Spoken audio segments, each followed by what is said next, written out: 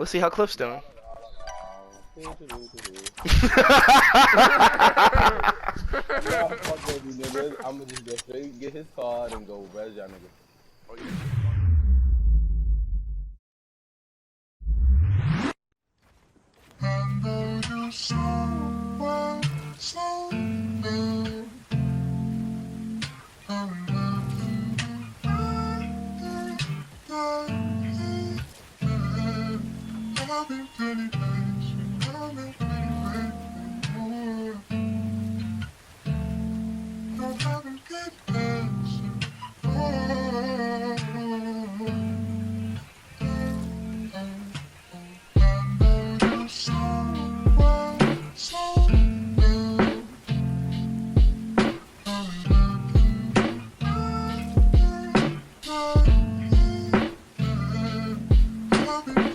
If you wanna get it,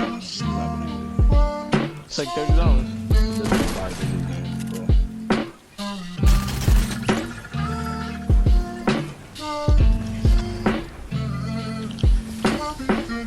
You guys go? They said that shit trash. That's when niggas jacking.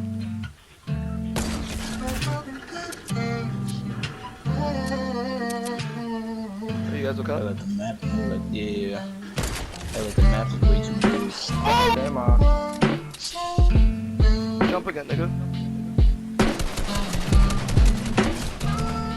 Well, that's 5. The hell? 6.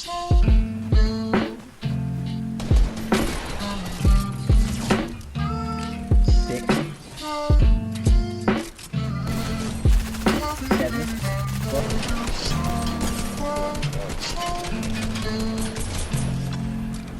Fucked up my boss.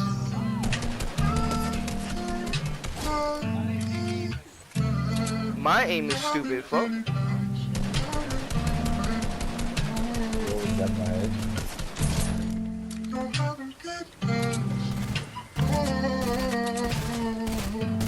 Well, this game was fun. See you guys back in the lobby.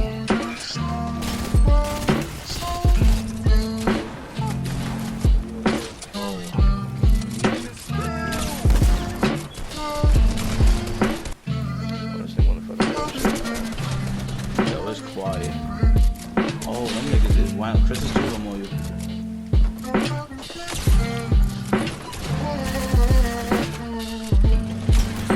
High ground right here.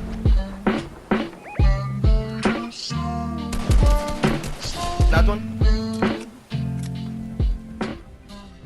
Happy Halloween, y'all. It's been a while since we actually spoke. But I'm just gonna get right to it. The clips that you guys just saw, you know, they weren't nothing too crazy, but it was just, you know, simple clips of me building, my accuracy and some of my editing, you know, just very, you know, pretty much just the fundamentals of Fortnite and what are important inside this game. And I really do feel like my settings are the best overall settings for console and controller players. So we're just gonna hop right into it. We're just gonna go over all my settings, all my keybinds, whatever the case may be. As you guys see, I don't rock with Legacy. My settings were very phenomenal, but I don't use them. As you guys see, we're just gonna go through this. I don't use anonymous modes. I like people seeing who kills them. You know, just gonna go through this. Toggle sprint. Okay, sprint by default, obviously. If you guys don't use auto open doors, I really do suggest that you use it, because whenever there is a time where you may slip up with a corner edit, it would, you know, you would edit a door and you could just simply go right through it. So yeah, that's that. I personally don't use vibration because I feel like that messes with accuracy. But yeah, I don't use any of my replays just for the hypothetical boost, free FPS. But let's go over my settings. My build sensitivity right now is a 1.6.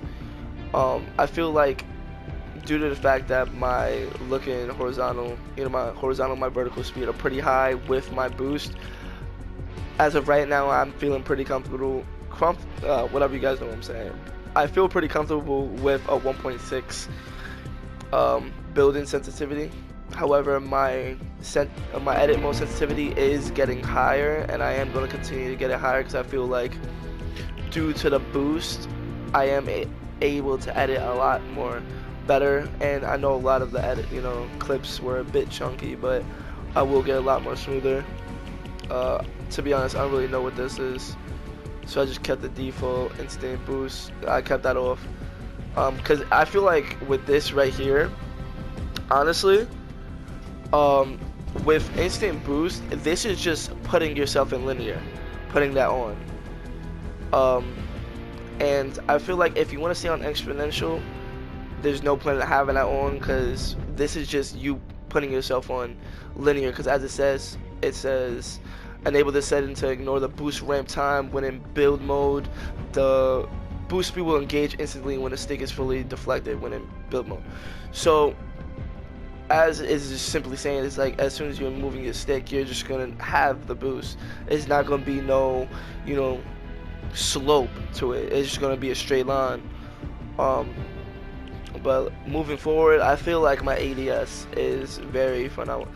Well, not phenomenal, but I really do feel it is the best for me. I've moved it up and down every now and then, and I really did. I found like 18 was the best.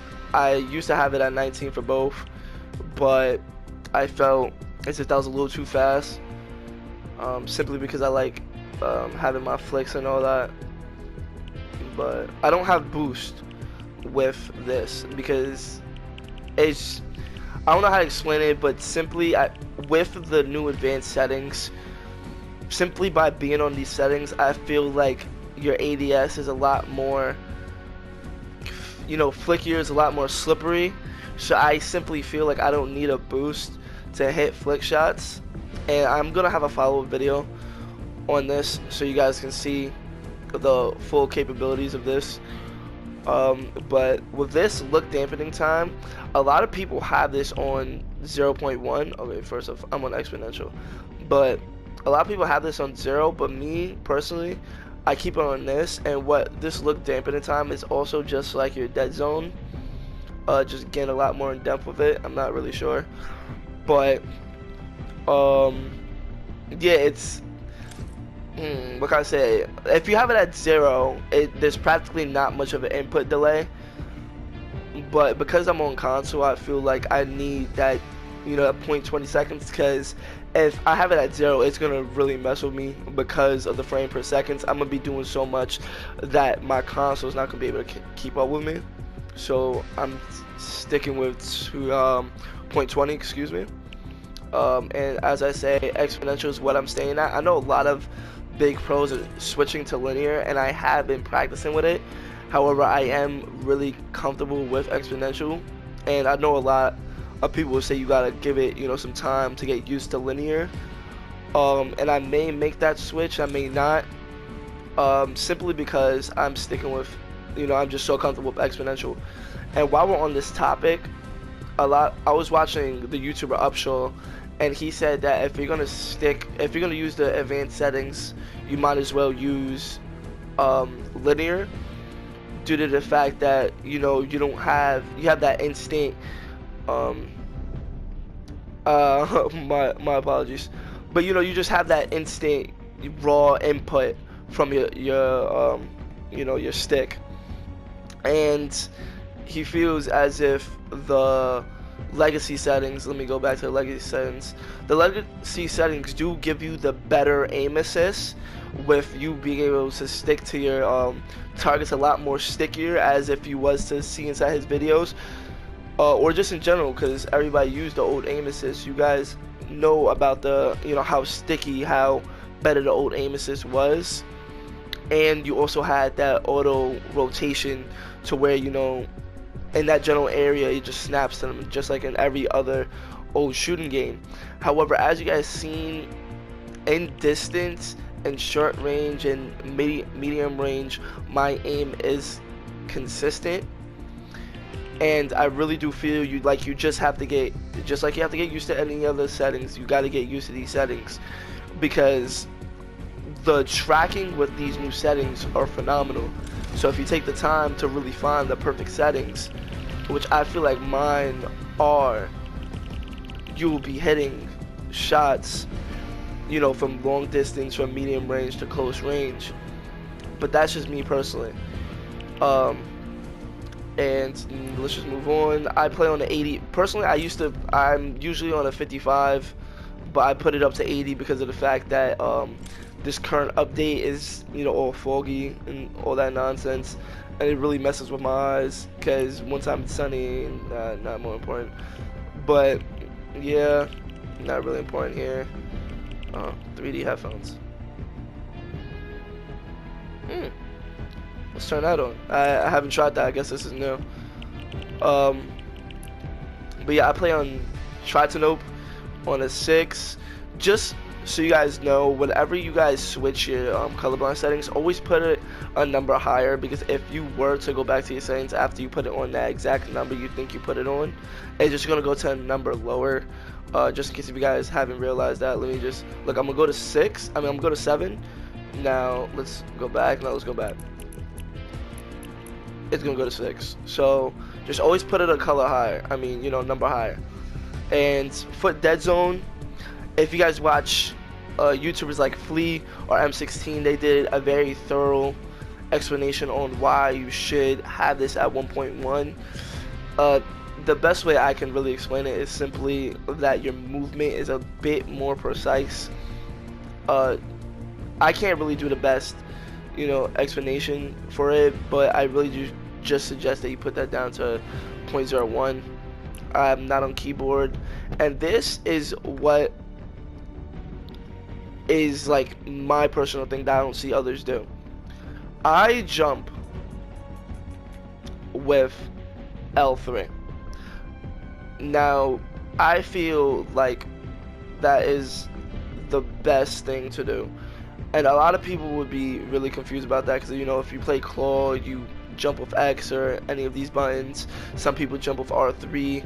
However, if you was to really just watch, and I'm probably gonna stream or whatever, it's not really important, but I really do feel like just having the ability to jump with one button and look with this R3 button around and not the same button, or having to switch between buttons, is just better, because you're able to jump and look around at the same time without having to react any kind of way, because you got both things at the same time. Just like with editing, you have every single button with a finger on it, and that's just personally, and I really do feel I'm probably gonna make a way more in-depth video on why you should use L3 for your jump button, but we're gonna continue on. You know, not much here. I only have the switch mode on. Let's go back real quick. Yeah, let's go back real quick. My apologies. But crouch, if you guys haven't watched D-Rec's video, D-Rec really went into a very in-depth video to explain why you should switch from, what was it? I believe it was crouch and repair to just simply crouch, because the fact that you have crouch and repair on, the game is systematically trying to decide what are you trying to do and what function are you really trying to go through with. So by simply having crouch on by itself, the reaction time is so much more quicker. So that's why I have crouch on by itself. Everybody probably has their switch mode by itself by now. As you guys see, I have my map on the right D-pad. I edit with touchpad. I confirm with R3.